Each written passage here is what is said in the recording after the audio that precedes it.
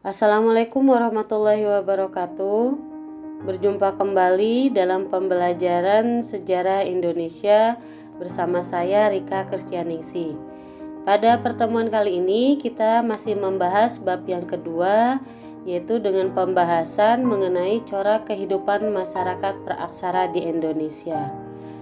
Silakan kalian simak dan perhatikan.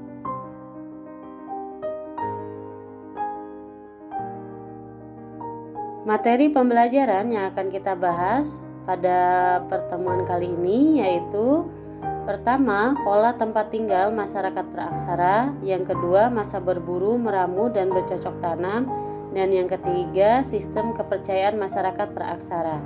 Silahkan kalian simak dan perhatikan. Berikut ini periodisasi zaman praaksara. Zaman praaksara dibagi berdasarkan budaya dan corak kehidupannya. Berdasarkan budaya, secara geologis sudah kita bahas pada pertemuan yang lalu, dan pada pertemuan yang kali ini kita akan membahas zaman praaksara berdasarkan corak kehidupannya yang dibagi ke dalam 3 masa. Yang pertama, masa berburu dan mengumpulkan makanan, yang kedua, masa bercocok tanam, dan yang ketiga yaitu masa perundagian. Akan kita bahas secara satu persatu ya. Yang pertama yaitu pola tempat tinggal masyarakat praaksara di Indonesia. Yang pertama, pola tempat tinggal. Dalam buku Indonesia dalam Arus Sejarah, jilid pertama, Suntingan Taufik Abdullah dan Abel Afian, dijelaskan pola hunian manusia purba yang memperlihatkan 2 karakter khas hunian purba, yaitu kedekatan dengan sumber air dan kehidupan di alam terbuka. Pola hunian ini dapat dilihat dari letak geografis, situs-situs, serta kondisi lingkungannya. Beberapa contoh yang menunjukkan pola hunian seperti itu adalah situs-situs purba di sepanjang aliran Bengawan Solo, yaitu Sangiran, Sambung Macan, Trinil, Ngawi, dan Ngandong, yang menunjukkan kecenderungan manusia purba menghuni lingkungan tepian sungai. Kondisi tersebut dapat dipahami mengingat keberadaan air memberikan beragam manfaat. Yang pertama, kedekatan dengan sumber air. Air merupakan kebutuhan pokok makhluk hidup, terutama manusia. Keberadaan air pada suatu lingkungan mengundang hadirnya berbagai binatang untuk hidup di sekitarnya. Begitu pula dengan tumbuhan. Air memberikan kesuburan pada tanaman. Yang kedua, kehidupan di alam terbuka. Manusia purba mempunyai kecenderungan untuk menghuni sekitar aliran sungai. Mereka beristirahat, misalnya di bawah pohon besar, serta juga membuat atap dan sekat tempat istirahat tersebut dari daun-daunan. Kehidupan di sekitar sungai menunjukkan pola hidup manusia purba di alam terbuka. Manusia purba juga memanfaatkan berbagai sumber daya lingkungan yang tersedia, termasuk tinggal di gua-gua. Mobilitas manusia purba yang tinggi tidak memungkinkan untuk menghuni gua secara menetap. Keberadaan gua-gua yang dekat dengan sumber air dan bahan makanan mungkin saja dimanfaatkan sebagai tempat tinggal sementara. Manusia mengenal tempat tinggal semenjak masa Mesolitikum atau zaman Batu Tengah atau masa berburu dan meramu tingkat lanjut. Sebelumnya, manusia tidak mengenal tempat tinggal dan hidup nomaden atau berpindah-pindah. Setelah mengenal tempat tinggal, manusia mulai bercocok tanam dengan menggunakan alat-alat sederhana yang terbuat dari batu, tulang binatang, atau kayu. Tempat tinggal atau hunian manusia pada zaman praaksara terdiri atas 3 pola sebagai berikut ini. Pola kehidupan nomaden. Nomaden artinya berpindah-pindah dari satu tempat ke tempat yang lain. Kehidupan masyarakat praaksara sangat bergantung pada alam. Bahkan kehidupan mereka tak ubahnya seperti kelompok hewan karena bergantung pada alam. Apa yang mereka makan adalah bahan makanan yang disediakan alam. Buah-buahan, umbi-umbian, atau dedaunan yang mereka makan tinggal dipetik dari pepohonan atau digali dari tanah. Mereka tidak pernah menanam atau melakukan aktivitas pertanian. Berdasarkan pola kehidupan nomaden tersebut, masa kehidupan masyarakat praaksara sering disebut sebagai masa mengumpulkan bahan makanan dan berburu. Jika bahan makanan yang akan dikumpulkan telah habis, maka mereka pindah ke tempat yang lain yang banyak menyediakan bahan makanan. Di samping itu, tujuan perpindahan mereka adalah untuk menangkap binatang buruan. Pada masa nomaden ini, masyarakat praaksara telah mengenal kehidupan berkelompok. Jumlah anggota dari setiap kelompok sekitar 10-15 orang. Untuk mempermudah hidup dan kehidupannya, mereka telah mampu membuat alat-alat perlengkapan dari batu dan kayu, meskipun bentuknya masih sangat kasar dan sederhana.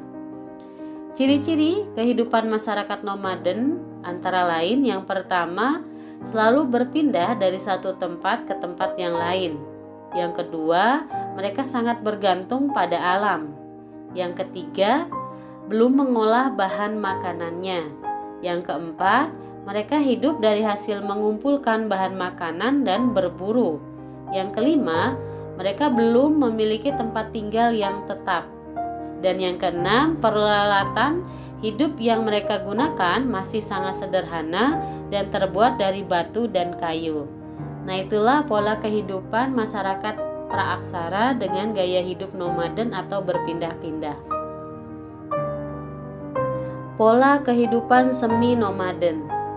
Terbatasnya kemampuan alam untuk memenuhi kebutuhan hidup manusia menuntut setiap manusia untuk mengubah pola kehidupannya. Oleh karena itu, masyarakat praaksara mulai mengubah pola hidup dari nomaden menjadi semi-nomaden. Kehidupan semi-nomaden adalah pola kehidupan yang berpindah-pindah dari satu tempat ke tempat yang lain, tetapi sudah disertai dengan kehidupan menetap secara sementara. Hal ini berkaitan dengan kenyataan bahwa mereka sudah mulai mengenal cara-cara mengolah bahan makanan. Pola kehidupan semi-nomaden ditandai dengan ciri-ciri sebagai berikut. Yang pertama, mereka masih berpindah-pindah dari satu tempat ke tempat yang lain. Yang kedua, mereka masih bergantung pada alam. Yang ketiga, mereka mulai mengenal cara-cara mengolah bahan makanan. Yang keempat, mereka telah memiliki tempat tinggal sementara. Yang kelima, di samping mengumpulkan bahan makanan dan berburu, mereka mulai menanam berbagai jenis tanaman.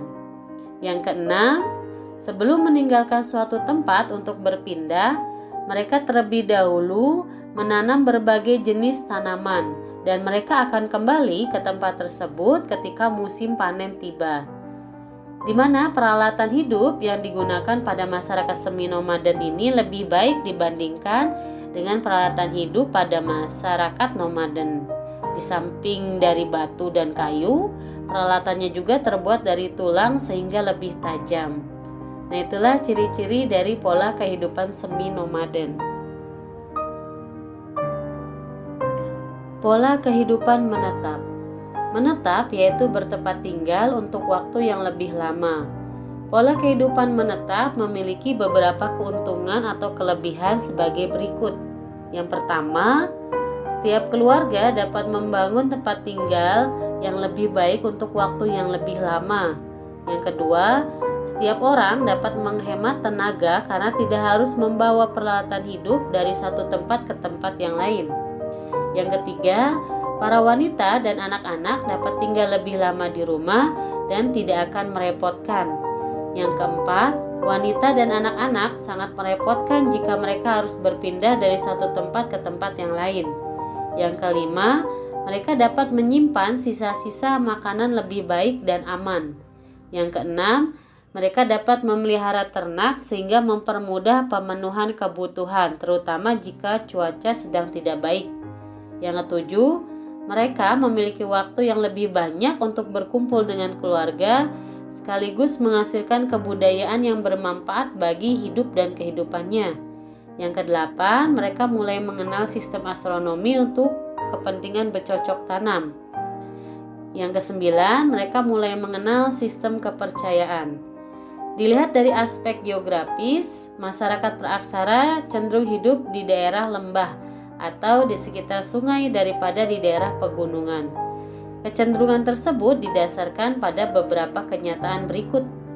Yang pertama, memiliki struktur tanah yang lebih subur dan sangat menguntungkan bagi kepentingan bercocok tanam. Yang kedua, memiliki sumber air yang baik sebagai salah satu kehidupan manusia. Yang ketiga, lebih mudah dijangkau dan memiliki akses ke daerah yang lain dengan cara yang lebih mudah. Berikut ini ciri-ciri pola kehidupan menetap ya, di mana kehidupan menetap ini mereka tidak lagi berpindah tempat, sehingga mereka dapat mengolah alam sekitarnya dengan lebih maksimal. Dan juga pada pola kehidupan menetap sudah terdapat pembagian tugas kerja yang jelas antara laki-laki dan perempuan. Selanjutnya, mereka juga sudah mulai mengenal sistem kepercayaan dan mengenal sistem astronomi sebagai alat bantu untuk bercocok tanam. Selain itu, peralatan yang dihasilkannya pun sudah lebih berkembang dan maju dibandingkan dengan kehidupan nomaden dan semi-nomaden. Materi yang kedua yang akan kita bahas yaitu masa berburu, meramu, dan bercocok tanam.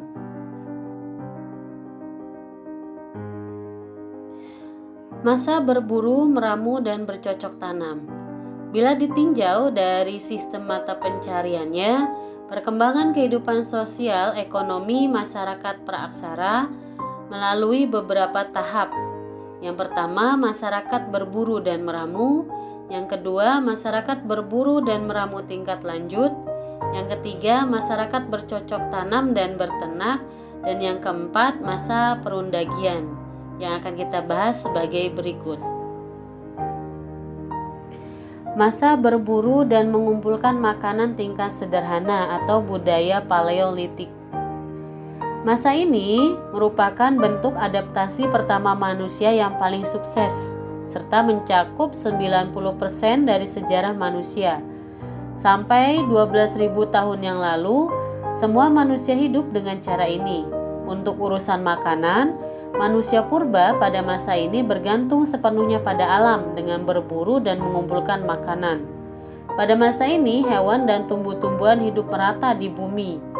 Zaman Pleistosen sampai Holosen merupakan masa puncak perkembangan hewan menyusui atau mamalia, sehingga berburu hewan menjadi aktivitas pokok untuk bertahan hidup. Hewan-hewan yang diburu antara lain rusa, kuda, babi hutan, kijang, kerbau, kera, gajah, dan kuda Nil. Oleh karena itu, berburu menjadi sarana utama untuk bertahan hidup. Kehidupan manusia purba Indonesia pada masa ini, sejak Pithecanthropus sampai Homo sapiens, bersifat nomaden atau berpindah-pindah, mengikuti gerak binatang buruan serta sumber air. Kehidupan menetap atau sedenter belum dikenal. Adapun migrasi, hewan buruan umumnya dipengaruhi beberapa faktor berikut. Yang pertama, adanya perubahan iklim yang ekstrim sehingga kemarau panjang yang membuat banyak padang rumput dan sumber air menjadi kering, atau musim hujan berkepanjangan yang membuat suhu lingkungan menjadi sangat dingin. Yang kedua, bencana alam yang juga ikut membawa manusia bermigrasi. Ketiga, ancaman dari sesama hewan yaitu hewan karnivora. Yang keempat, gangguan manusia. Dan yang kelima, pepohonan biasanya lebih mudah tumbuh dan berkembang di daerah yang beriklim lebih panas, sehingga membuat hewan-hewan pemakan tumbuhan ikut bermigrasi mengikuti migrasi tumbuhan-tumbuhan tersebut. Pada masa ini, manusia hidup dengan cara meramu dan berburu. Maksudnya, manusia pada zaman ini mencari makanan dengan mengumpulkan makanan dari hasil-hasil hutan. Hasil-hasil hutan yang dikumpulkan sebagai makanan antara lain ubit, talas, buah-buahan, sayur-sayuran, yang dimana mereka dapat dari hutan. Kemudian mereka juga mengadakan pemburuan terhadap binatang seperti banteng, kerbau liar, babi rusa, dan burung. Alat-alat yang digunakan pun terbuat dari batu, kayu, dan tulang. Alat-alat tersebut berupa benda-benda yang masih terbuat dengan sangat amat sederhana. Berikut beberapa ciri masa berburu dan mengumpulkan makanan tingkat sederhana atau budaya Paleolitik. Yang pertama, perkembangan pada masa ini berlangsung sangat lambat. Yang kedua, manusia hidup tergantung dengan alam. Makanan diperoleh dengan cara berburu, mengumpulkan umbi-umbian, dan menangkap ikan. Yang ketiga, mereka hidup dalam kelompok-kelompok kecil. Hal ini untuk memudahkan langkah dan gerak mereka dalam mengikuti binatang buruannya atau mengumpulkan makanan. Yang keempat, hidup berpindah-pindah tempat atau nomaden. Yang kelima, pemilihan pemimpin dilakukan dengan menggunakan sistem primus inter pares. Yang keenam, menggunakan berbagai alat yang terbuat dari batu dan tulang. Berikut hasil-hasil kebudayaan Paleolitik. Yang pertama ada budaya Pacitan, yaitu ada kapak penetak, dan yang kedua ada kapak perimbas. Yang kedua yaitu ada budaya Ngandong. Dengan hasilnya yaitu berupa alat-alat dari tulang dan tanduk dan alat-alat yang terbuat dari batu-batu kecil. Jenis manusia pendukung budaya Paleolitik yang pertama yaitu ada Meganthropus paleo-japanicus. Yang kedua ada Pithecanthropus erectus. Yang ketiga Pithecanthropus mojokertensis. Yang keempat Homo soloensis. Dan yang terakhir yang kelima yaitu ada Homo wajakensis. Nah, itulah jenis-jenis manusia pendukung budaya Paleolitik. Masa berburu dan mengumpulkan makanan tingkat lanjut atau budaya Mesolitik. Berikut ciri-cirinya. Yang pertama, mereka hidup masih tergantung dengan alam. Yang kedua, mereka mulai lama tinggal di suatu tempat di dalam gua-gua atau istilahnya semi sedenter. Yang ketiga, karena tidak lagi berpindah-pindah tempat, mereka memiliki waktu luang untuk melakukan hal lain seperti membuat lukisan di dinding gua yang mereka tinggali.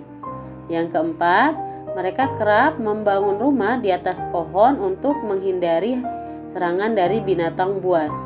Yang kelima, lukisan yang mereka buat masih berkaitan dengan kepercayaan awal, yaitu penghormatan kepada arwah nenek moyang yang menggambarkan binatang buruan atau binatang yang dianggap suci, dan juga gambar telapak tangan yang berwarna merah sebagai penolak roh jahat dan upacara kesuburan.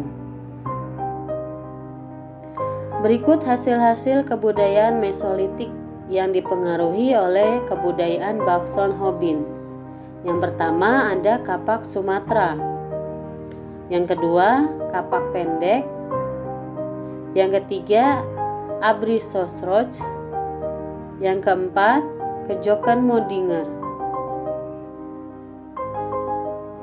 Jenis manusia pendukung budaya Mesolitik.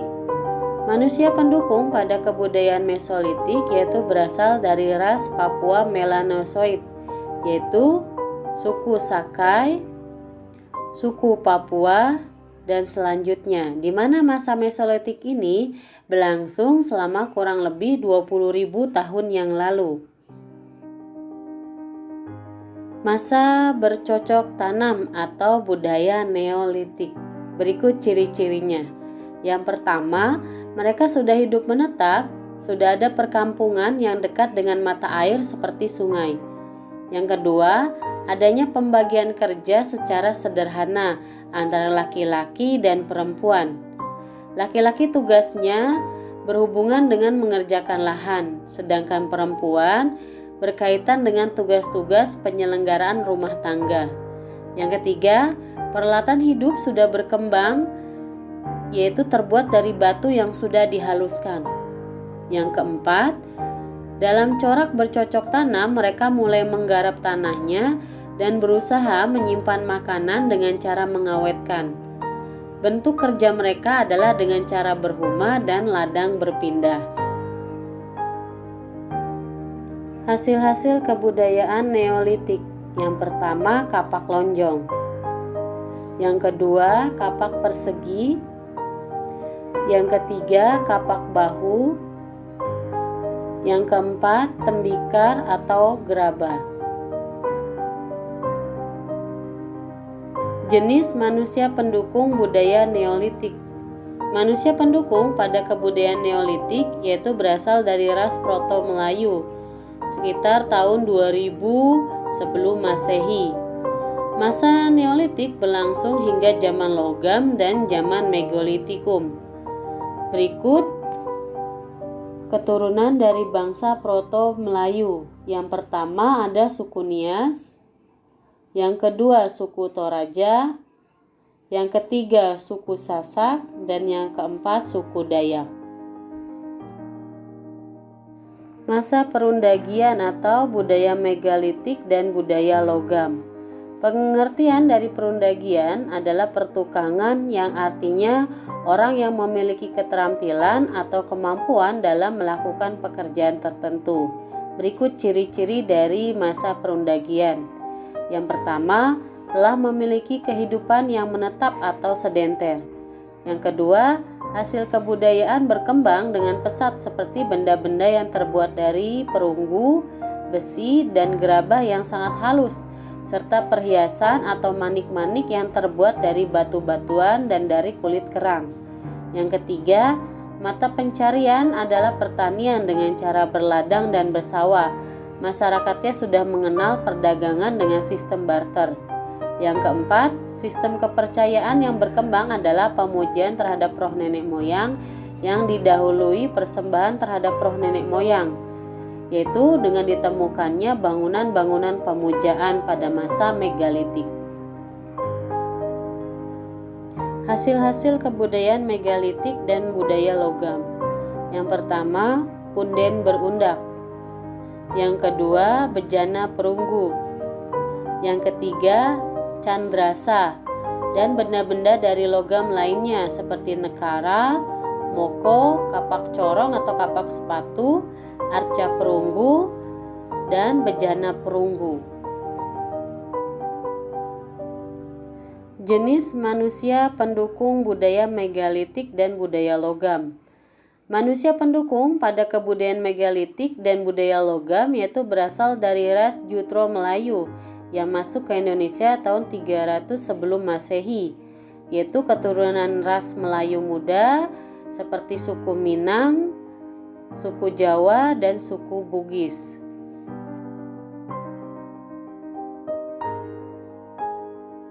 Materi selanjutnya yaitu sistem kepercayaan masyarakat praaksara. Sistem kepercayaan animisme. Animisme merupakan kepercayaan terhadap roh-roh nenek moyang.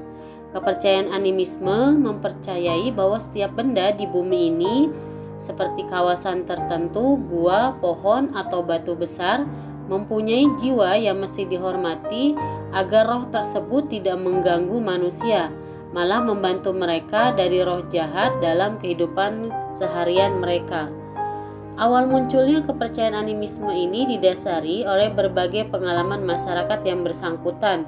Misalnya, di daerah sekitar tempat tinggal terdapat sebuah batu besar. Masyarakat yang melewati batu besar tersebut mendengar keganjilan berupa suara minta tolong, memanggil nama, dan sebagainya. Namun, begitu diteliti, mereka tidak menemukan orang atau apapun. Peristiwa tersebut kemudian terus berkembang hingga masyarakat menjadi percaya bahwa batu yang dimaksud mempunyai roh ataupun jiwa.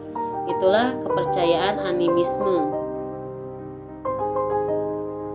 Kepercayaan dinamisme. Dinamisme merupakan kepercayaan dalam bentuk keyakinan bahwa semua benda mempunyai kekuatan gaib. Benda-benda yang dianggap memiliki kekuatan gaib, misalnya gunung, batu, pohon, dan api. Bahkan benda-benda buatan manusia sendiri seperti patung dan tombak tidak jarang dianggap memiliki kekuatan gaib.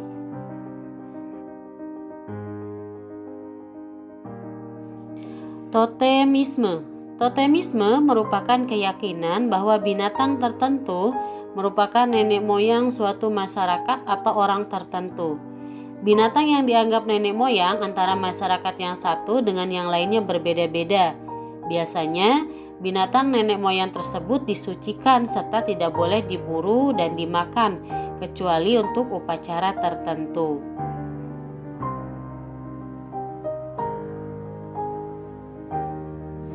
Sekian, saya ucapkan terima kasih. Jumpa lagi di materi selanjutnya. Jangan lupa like and subscribe.